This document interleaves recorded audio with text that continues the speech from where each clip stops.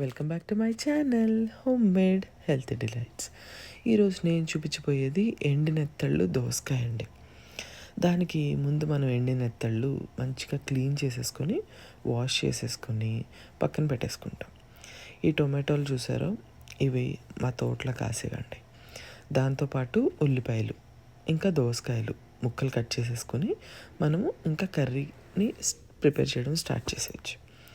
దానికి నేను ముందు ఒక ప్యాన్ పెట్టుకొని, ఈ కూరకి కొంచెం ఎక్కువ నూనె పడుతుంది, టేస్ట్ కూడా బాగుంటుంది.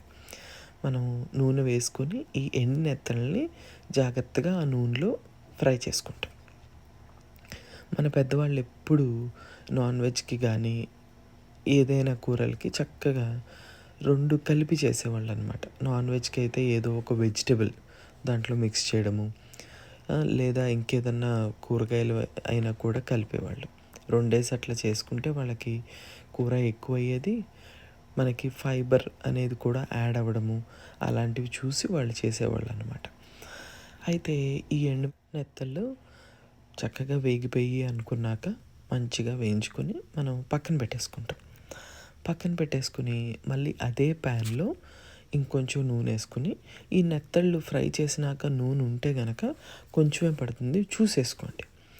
నా దగ్గర ఉంది ఇంకా, అందుకని నేను జీలకర్ర, ఆవాలు, వెల్లుల్లిపాయలు వేసేసుకున్నాను. వేసేసుకున్న తర్వాత ఈ తాలింపు కొంచెం చిటపటలాడిన తర్వాత కరివేపాకు, ఈ కరివేపాకు వేసుకుంటే అసలు కూరకే మంచి వాసన వస్తుంది.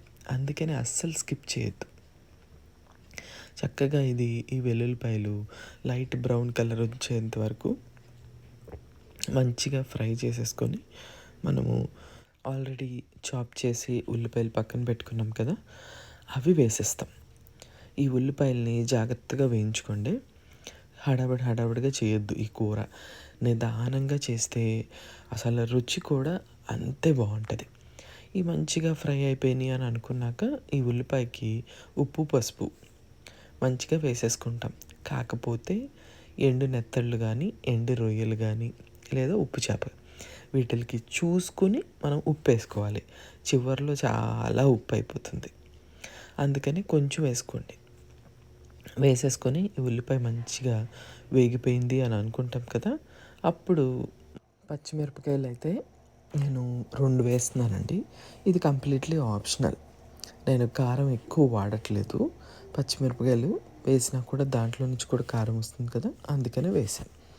దాంతోపాటు ఈ టొమాటోలు చిన్నగా ఉంటాయండి, అందుకనే ఊరికే సగానికి కట్ చేసేసి వేసేసాను. ఒకసారి తిప్పేసుకుని ఆ తర్వాత మన వేయించి పక్కన పెట్టుకున్నాం కదా వేయించిన ఎండినెత్తళ్ళు, అవి వేసేసుకుంటాం. దాంతోపాటు దోసకాయ ముక్కలు ఇవన్నీ వేసేసుకొని మనం ఎండినెత్తళ్ళు ఉల్లిపాయతో పాటే ఉడకాలి. అందుకే నేను టొమాటోతో పాటు వేసేసాను. తర్వాత దోసకాయ ముక్కలు కూడా వేసేసుకొని దీనికి మనం మూత పెట్టేసుకుంటాం. మూత పెట్టేసుకుంటే మంచిగా మగ్గిపోతుంది.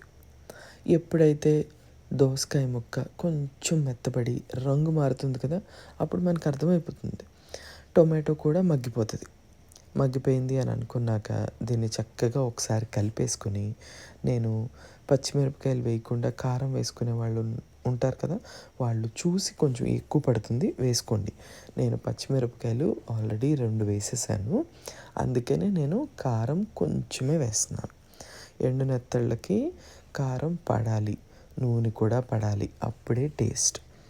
ఆ తర్వాత దీనికి చిటికెడు చింతపండు నానబెట్టుకునైనా వేసుకోవచ్చు, లేదా మామిడికాయ పేస్ట్ అండి, నేనైతే అదే చేస్తాను. మామిడికాయ పేస్ట్ వేస్తాను.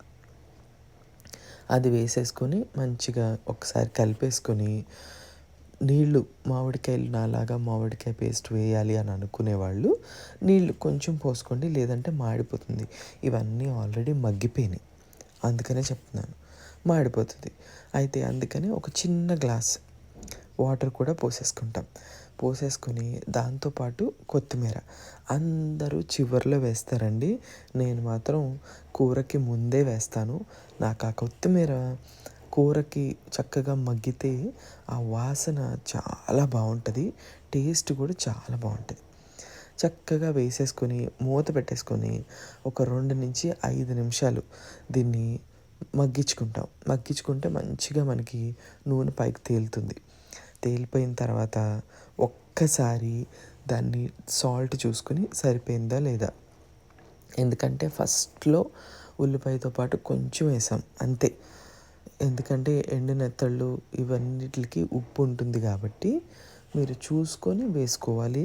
మళ్ళీ చెప్తున్నాను, ఒకవేళ ఏదన్నా వేసుకోవాలి అని అనుకుంటే ఇక్కడ అడ్జస్ట్ చేసుకోండి. అడ్జస్ట్ చేసుకుంటే మన దోసకాయ ఎండు నెత్తళ్ళు కూర రెడీ అయిపోయిందండి. ఎంతో టేస్టీగా ఉంటుంది. మీరు కూడా ట్రై చేసి నాకు కామెంట్ సెక్షన్లో చెప్పండి. Thank you. బాయ్.